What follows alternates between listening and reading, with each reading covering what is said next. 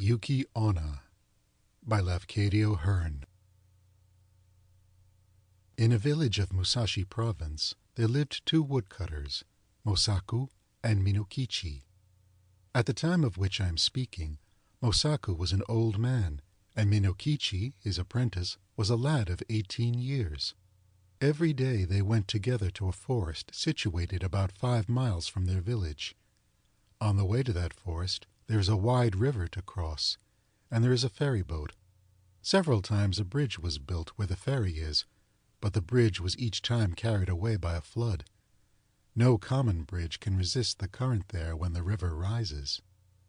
Mosaku and Minokichi were on their way home one very cold evening when a great snowstorm overtook them.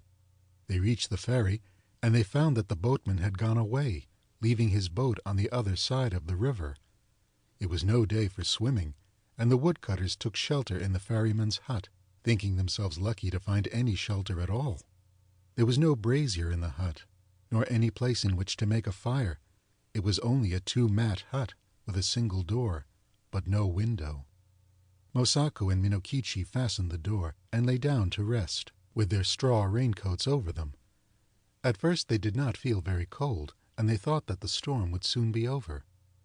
The old man almost immediately fell asleep, but the boy, Minokichi, lay awake a long time, listening to the awful wind and the continual slashing of the snow against the door. The river was roaring, and the hut swayed and creaked like a junk at sea. It was a terrible storm, and the air was every moment becoming colder, and Minokichi shivered under his raincoat. But at last, in spite of the cold, he too fell asleep. He was awakened by a showering of snow in his face.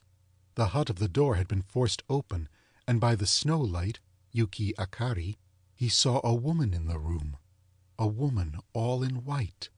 She was bending above Mosaku and blowing her breath upon him, and her breath was like a bright white smoke. Almost in the same moment she turned to Minokichi and stooped over him. He tried to cry out, but found that he could not utter any sound. The white woman bent down over him, lower and lower, until her face almost touched him, and he saw that she was very beautiful, though her eyes made him afraid. For a little while she continued to look at him. Then she smiled, and she whispered, "I intended to treat you like the other man, but I cannot help feeling some pity for you, because you are so young. You are a pretty boy, Minokichi, and I will not hurt you now. But if you ever tell anybody, even your own mother, about what you have seen this night, I shall know it, and then I will kill you. Remember what I say." With these words she turned from him and passed through the doorway. Then he found himself able to move, and he sprang up and looked out. But the woman was nowhere to be seen, and the snow was driving furiously into the hut. Minokichi closed the door and secured it by fixing several billets of wood against it. He wondered if the wind had blown it open. He thought that he might have been only dreaming and might have mistaken the gleam of the snowlight in the doorway for the figure of a white woman, but he could not be sure. He called to Mosaku and was frightened because the old man did not answer. He put out his hand in the dark and touched Mosaku's face, and found that it was ice. Mosaku was stark and dead. By dawn the storm was over, and when the ferryman returned to his station a little after sunrise, he found Minokichi lying senseless beside the frozen body of Mosaku. Minokichi was promptly cared for and soon came to himself, but he remained a long time ill from the effects of the cold of that terrible night. He had been greatly frightened also by the old man's death, but he said nothing about the vision of the woman in white.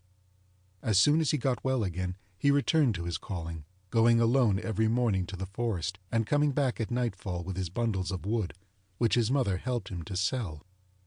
One evening, in the winter of the following year, as he was on his way home, he overtook a girl who happened to be traveling by the same road. She was a tall, slim girl, very good-looking, and she answered Minokichi's greeting in a voice as pleasant to the ear as the voice of a songbird.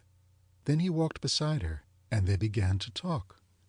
The girl said that her name was Oyuki, that she had lately lost both of her parents, and that she was going to Yedo, where she happened to have some poor relations, who might help her to find a situation as a servant.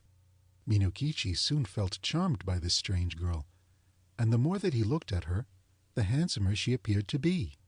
He asked her whether she was yet betrothed, and she answered laughingly that she was free.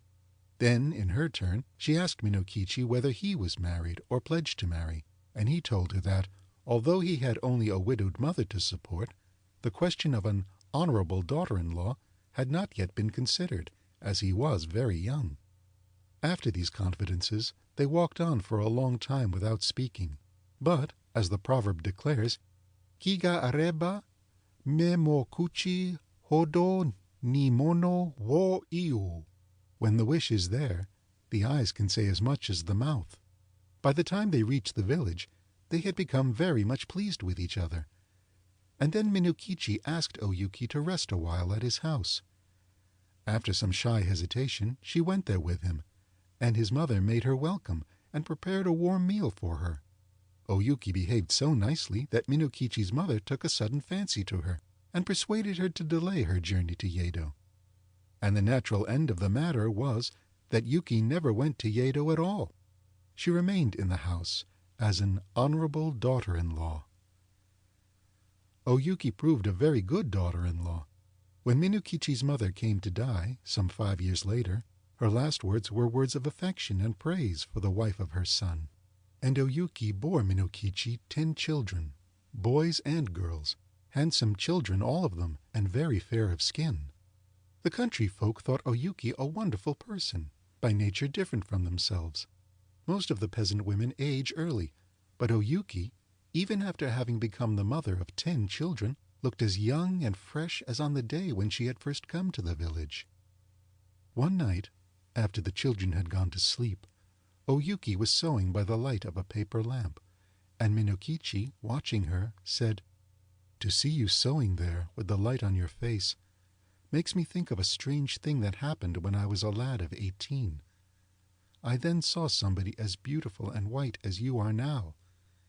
Indeed, she was very like you." Without lifting her eyes from her work, Oyuki responded, "Tell me about her. Where did you see her?" Then Minokichi told her about the terrible night in the ferryman's hut, and about the white woman that had stooped above him, smiling and whispering, and about the silent death of old Mosaku. And he said, "Asleep or awake, that was the only time that I saw a being as beautiful as you. Of course, she was not a human being, and I was afraid of her, very much afraid. But she was so white. Indeed, I have never been sure whether it was a dream that I saw or the woman of the snow." Oyuki flung down her sewing and arose and bowed above Minokichi where he sat and shrieked into his face, "It was I! Yuki it was! And I told you then that I would kill you if you ever said one word about it. But for those children asleep there, I would kill you this moment. And now you had better take very, very good care of them, for if ever they have reason to complain of you, I will treat you as you deserve." Even as she screamed, her voice became thin, like a crying of wind. Then she melted into a bright white mist that spired to the roof beams and shuddered away through the smoke hole. Never again was she seen.